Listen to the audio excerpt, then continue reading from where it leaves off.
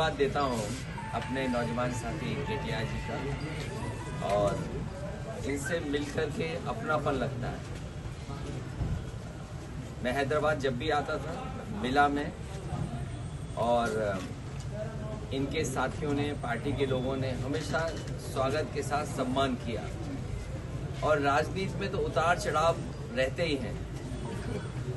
राजनीति में जनता कभी स्वीकार करती है, कभी जनता हमें मौका देती है कि हम फिर देखें चीज़ों को। मैं जो बातचीत में जो बात हम लोग बात कर रहे थे, एक समय था कि हम लोग भी बहुत कम सीटें जीते थे, लेकिन जनता के बीच में रहे, उसी जनता ने हमारी मदद की और आज बीजेपी नंबर 2 पर है वहाँ। तो राजनीति का ये उतार चढ़ाव हम लोगों को देखते रहना चाहिए, और कब जनता आपके साथ खड़ी हो जाएगी ये पता ही नहीं लगता। हमें उम्मीद है कि चीज़ें बदलेंगी, और जो देश को ज़रूरत है कि देश प्रोग्रेस के रास्ते पे जाए, एक विजन के साथ जाए, डिवीजन की पॉलिटिक्स खत्म हो, नेगेटिविटी खत्म हो पॉलिटिक्स में, पॉजिटिव बातें हों, पॉजिटिविटी आए, प्रोग्रेस की बातें हों। हम लोगों की कोशिश होगी कि उसी दिशा में हम लोग काम करते रहें। मैं आदरणीय केसीआर साहब से भी मैंने बात की है, और मैं बहुत जल्दी आकर के उनसे मिलूंगा। एसआईआर और इलेक्शन कमीशन को वोट बढ़ाने के लिए काम करना चाहिए कि वोट बढ़ें।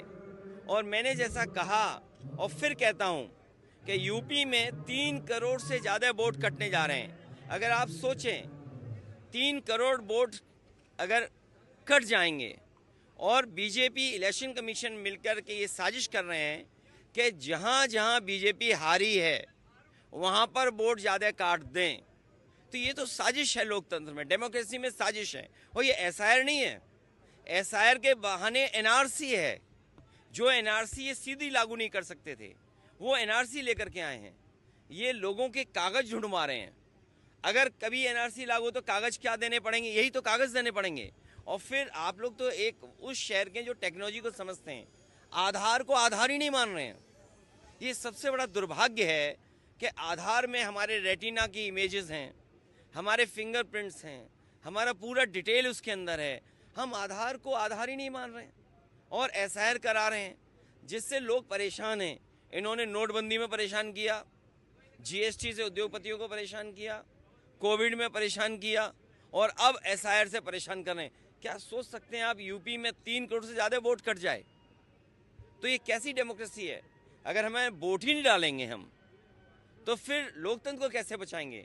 अभी हम बाबा साहब भीमराव अम्बेडकर जी की प्रतिमा देखते हुए आ रहे थे। बाबा साहब भीमराव अम्बेडकर जी ने तो अधिकार दिया हमें वोट डालने का, एक वोट डालने का अधिकार। यही वोट हमें हक दिलाता है, यही वोट हमें न्याय दिलाता है, यही वोट हमें आरक्षण दिलाता है, यही वोट हमारी सुरक्षा करता है, यही वोट हमें नौकरी दिलाता है। यही वोट है जिससे हम अपना गुस्सा सरकार के खिलाफ निकाल सकते हैं। ये वोट ही काट दे रहे हैं। ये बीजेपी की साजिश है। देखिए,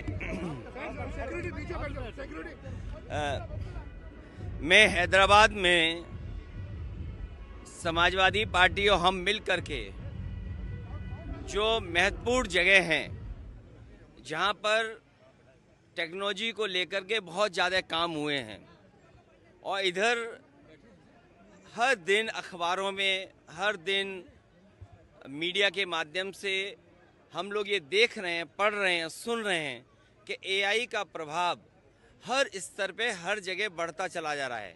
हमारा एग्रीकल्चर सेक्टर हो, मेडिकल सेक्टर हो, या कोई अन्य सेक्टर भी अगर हम देखेंगे तो एआई का बहुत प्रभाव बढ़ता हुआ चला जा रहा है। इसलिए एआई को लेकर के यहाँ पर एक विजन इंडिया का कार्यक्रम मैं हैदराबाद में कर रहा हूँ। विजन इंडिया का मकसद यही है कि देश विजन के साथ चले। न्यू इंडिया कैसे, किस दिशा में बढ़े। पॉलिटिक्स डिवीज़न की ना हो, पॉलिटिक्स विजन की हो। इसलिए मैं हैदराबाद आया हूँ। पॉलिटिक्स प्रोग्रेसिव हो, नेगेटिव ना हो। सर केटीआर का जो मिलने का एजेंडा क्या है सर? मैं देखिए, केटीआर और आदरणीय केसीआर साहब हमारे साथी हैं और मैं उनके साथ हमेशा रहा हूँ, हमेशा रहूंगा। सर कल फुटबॉल प्लेयर मेसी आ रहा है, उसके बारे में ये तो बहुत खुशी की बात है कि फुटबॉल जैसा खेल जो दुनिया का सबसे लोकप्रिय खेल है, कलकत्ता के बाद दिल्ली और आपके शहर में आ रहा है। इस शहर के नौजवान जो फुटबॉल को प्रेम करते हैं उनके लिए बड़ी खुशी की बात है, क्योंकि दुनिया का सबसे बड़ा स्टार है फुटबॉल का। अभी तो हमें नहीं मौका मिल रहा है, कभी हमें रॉबर्टो कार्लोस के साथ उनके साथ एक मंच पर फुटबॉल एक दूसरे को पैर से खेल करके हम लोगों ने पास की थी। रॉबर्टो कार्लोस के साथ जब कभी समाजवादी सरकार उत्तर प्रदेश में होगी तो हम लोग भी बुलाएंगे, क्योंकि सरकार ही बुला सकती है, सरकार ही खर्चा कर सकती है। विपक्ष के लोग तो केवल दूर से देख सकते हैं, इसलिए टीवी पे हम लोग देखेंगे। Thank you sir. देखिए, सेशन में सबसे महत्वपूर्ण बात तो ये आई कि वो लोग वंदे मातरम गाना चाहते थे जिन्होंने कभी वंदे मातरम नहीं गाया, जिन्होंने वंदे मातरम आजादी से पहले नहीं गाया, आजादी के बाद नहीं गाया, जिन्होंने एक रंगी पसंद किया, तिरंगे को पसंद नहीं किया, तो वो लोग आज वंदे मातरम गाना चाहते हैं। और दूसरा एसआईआर को लेकर के, एसआईआर और इलेक्शन कमीशन को वोट बढ़ाने के लिए काम करना चाहिए कि वोट बढ़े। और मैंने जैसा कहा और फिर कहता हूं कि यूपी में 3 करोड़ से ज्यादा वोट कटने जा रहे हैं। अगर आप सोचें 3 करोड़ वोट अगर कट जाएंगे और बीजेपी इलेक्शन कमीशन मिलकर के ये साजिश कर रहे हैं कि जहां जहां बीजेपी हारी है वहां पर वोट ज्यादा काट दें, तो ये तो साजिश है, लोकतंत्र में, डेमोक्रेसी में साजिश है। और ये एसआईआर नहीं है, एसआईआर के बहाने एनआरसी है। जो एनआरसी ये सीधी लागू नहीं कर सकते थे, वो एनआरसी लेकर के आए हैं। ये लोगों के कागज ढूंढवा रहे हैं। अगर कभी एनआरसी लागू तो कागज क्या देने पड़ेंगे, यही तो कागज देने पड़ेंगे। और फिर आप लोग तो एक उस शहर के जो टेक्नोलॉजी को समझते हैं, आधार को आधार ही नहीं मान रहे हैं। ये सबसे बड़ा दुर्भाग्य है कि आधार में हमारे रेटिना की इमेजेस हैं, हमारे फिंगरप्रिंट्स हैं, हमारा पूरा डिटेल उसके अंदर है। हम आधार को आधार ही नहीं मान रहे और एसआईआर करा रहे हैं, जिससे लोग परेशान हैं। इन्होंने नोटबंदी में परेशान किया, जीएसटी से उद्योगपतियों को परेशान किया, कोविड में परेशान किया और अब एसआईआर से परेशान कर रहे हैं। क्या सोच सकते हैं आप यूपी में 3 करोड़ से ज्यादा वोट कट जाए? तो ये कैसी डेमोक्रेसी है? अगर हमें वोट ही नहीं डालेंगे हम, तो फिर लोकतंत्र को कैसे बचाएंगे? अभी हम बाबा साहब भीमराव अम्बेडकर जी की प्रतिमा देखते हुए आ रहे थे।